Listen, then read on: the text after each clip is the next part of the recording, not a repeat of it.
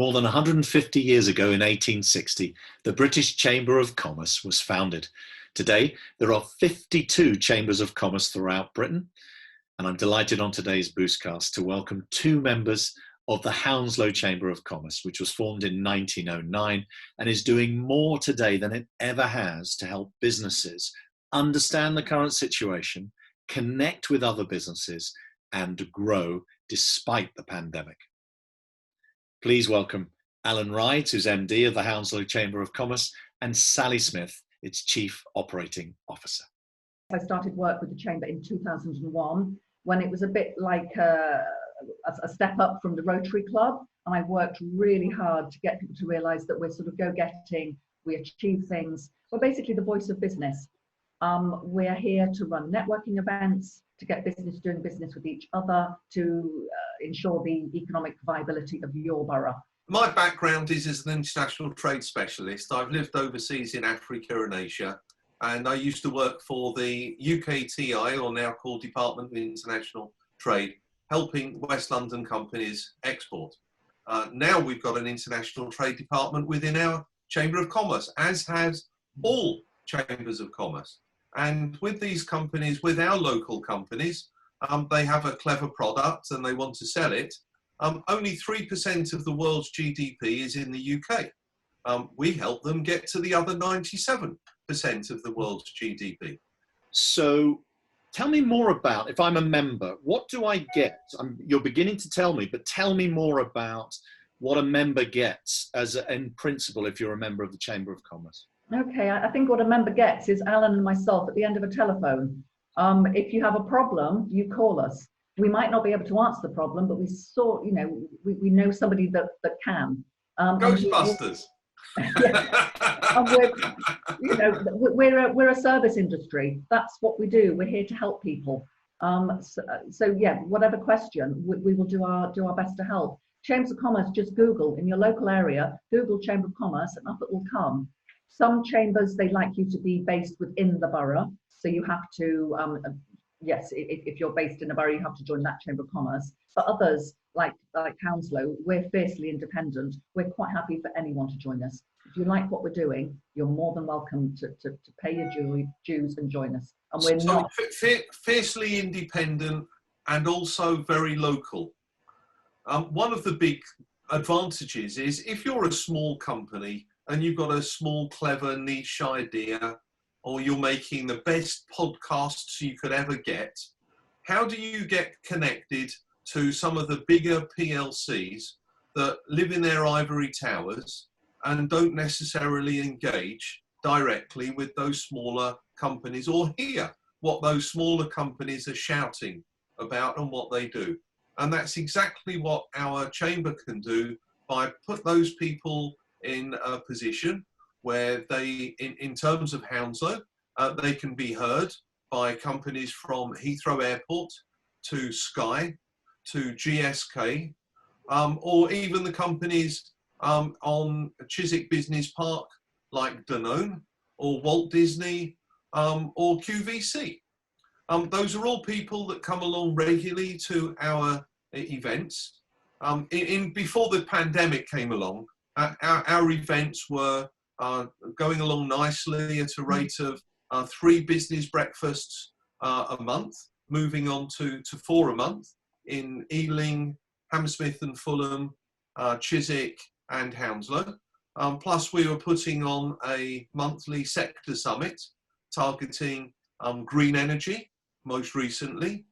Before that it was targeting security, and having a quarterly or 3 events per year about festivals of business, about regeneration of the borough, and about our annual business awards at the end of the year. So you get all of those events to come along to for free as a chamber member, or if there's food involved, there's a cost for the food. So what I'm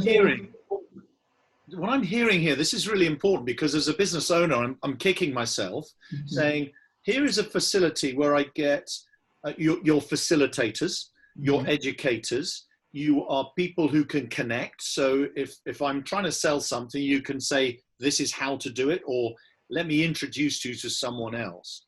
So why do you think it is that people don't? Why don't we have more members more naturally joining a chamber? I can't see any downside yet. What do you think's stopping people, Sally?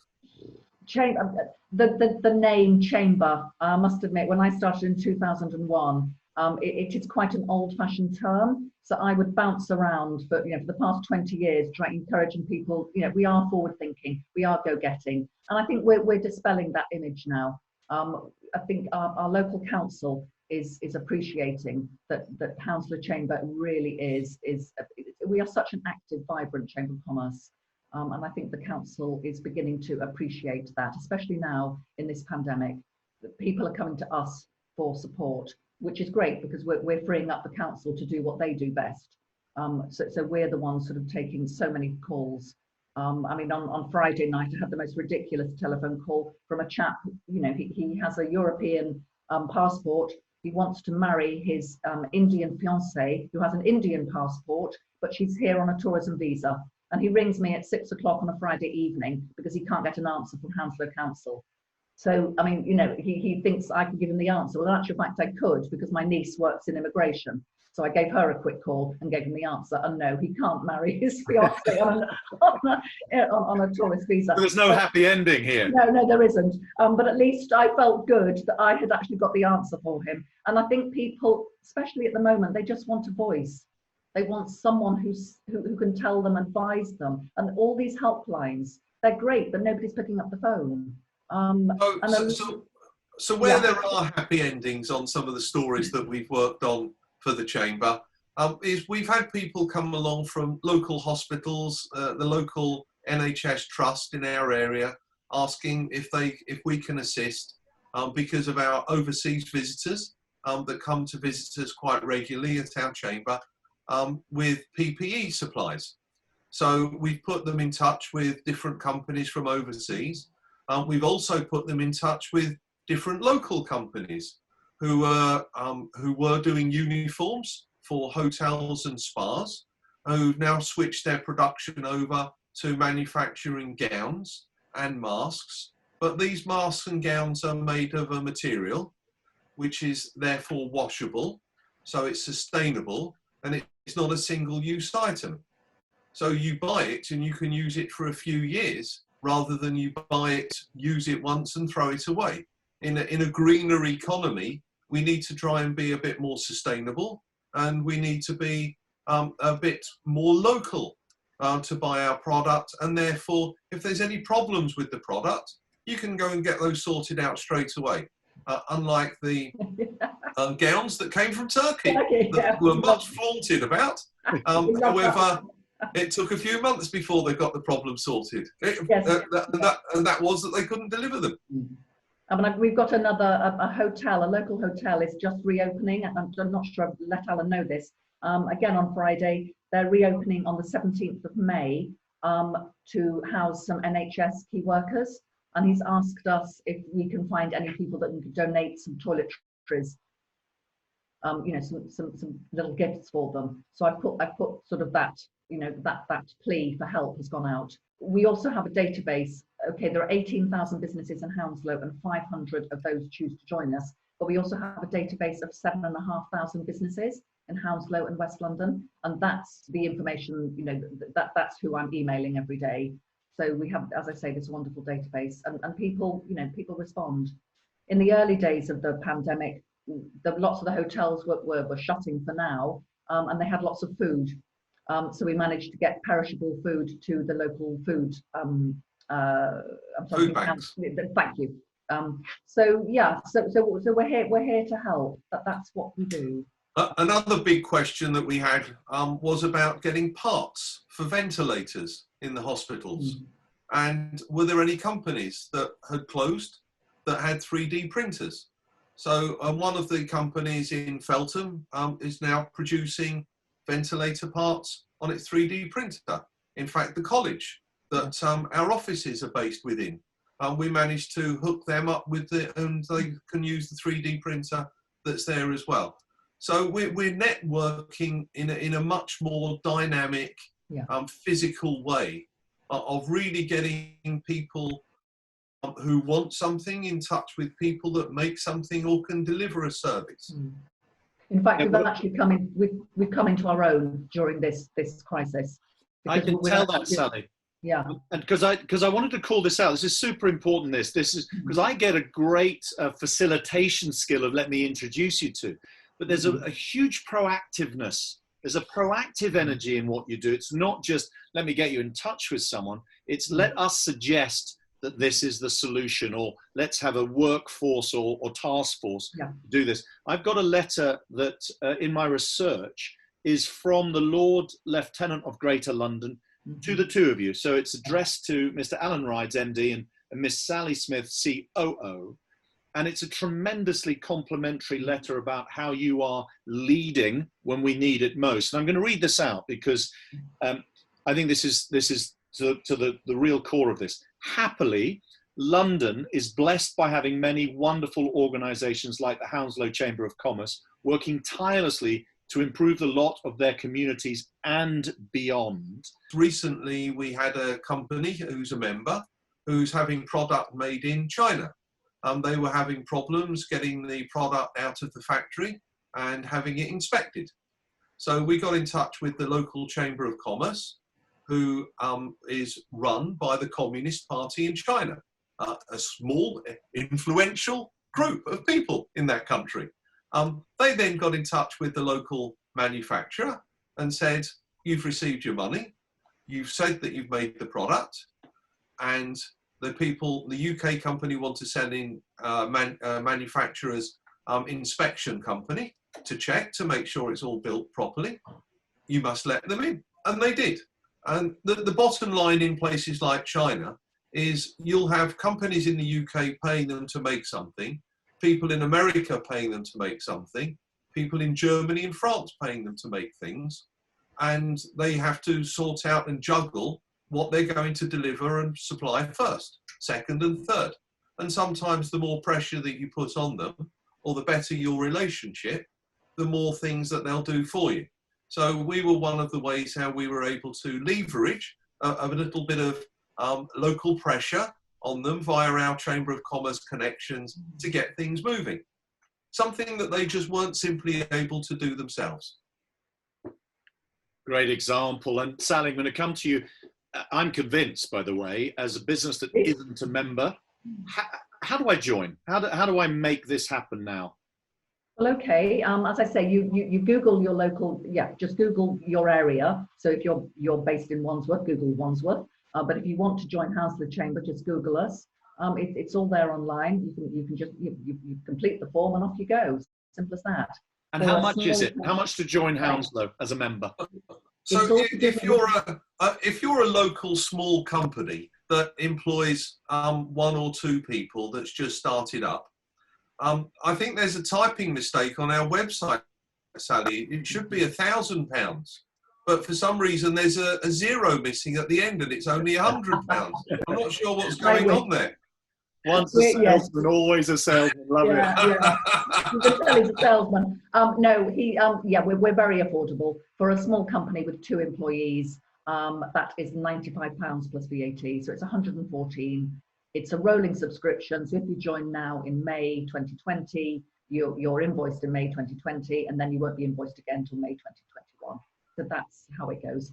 And Sally, tell me more about what type of member is ideal for you, because it isn't that small amount of money on a membership fee that you're looking for, is it? It's a much more active involvement. So describe an ideal member for us. An ideal member, I always mention, is a lovely chap called Ash Sanjamban from Kingfisher Security. He is very go-getting. He comes to the events, and he gives me homework. He gives me a list of people he wants to meet, and I then go scurrying around and I get those contacts for him. And that makes me feel good because he's getting something from his membership. It makes Ash feel good. We've got him work at West Thames College where we're based. We're helping our local economy. He supports me to events, then he'll sponsor a few events. So it's a very good working relationship. That's the sort of member I like. So Ash also is importing goods from overseas. He wanted to have some advice on what sort of contract he could have with those people. they're friends and he knows them, but he wanted to have some sort of contractual relationship. So we gave him advice on how to do that. We also gave him advice on how he could leverage the right type of banking finance to purchase those goods and bring them into the UK. So, and then we gave him advice on the type of brand name and how you can register your own brand name with the IPR office. So it's ranging from international trade all the way through to local networking and solutions for his business growth. We're business growth specialists. That's fantastic. And as a final question then, I Google, I invest, but I'm also active. So there's mutual benefit. What final tip would you give people who are not yet members to make a decision that will add value to their business? What's the final tip for businesses in this pandemic to grab the opportunity of being a member of the Chamber? Okay, for a very small initial outlay, there's a huge number, especially now, a huge number of free services. As I say, our task force webinars once a week. We're also doing a health and safety one on Tuesday. We'll be doing a security one later on in the month. But there's a huge amount of information. Also the daily emails. I'm sending information out with updates about what's going on with a vast number of links in them. So the information is all there. It's a free, as I say, a very small initial outlay, and then it's a free service really. Yeah, what you put in is what you get out. So just to magnify on those exact words, what you put in is what you get out. The key thing with us is engage with us properly. Don't just pay your membership and say, I'm a member of our Chamber of Commerce, thank you very much. I've got a certificate up on the wall to prove it. Engage with us through our services. We have got so many keys to other businesses and opportunities. If you want to access the procurement department of Heathrow, if you want to engage with the local authority, if you want to engage with the local schools or colleges and to provide security services, we've got contacts at all of these places. Business is run through better connections, and we're the most connected people in our neck of the woods. And it's because we've been around for a long time. We've got a golden reputation. We've won awards for what we do. Come along and see for yourself and be part of the growth that's happening in our boroughs. Wow, that's fabulous. Sally, Alan, thank you so much indeed. Thank you. Our pleasure. Great to be talking to you today. Thank you.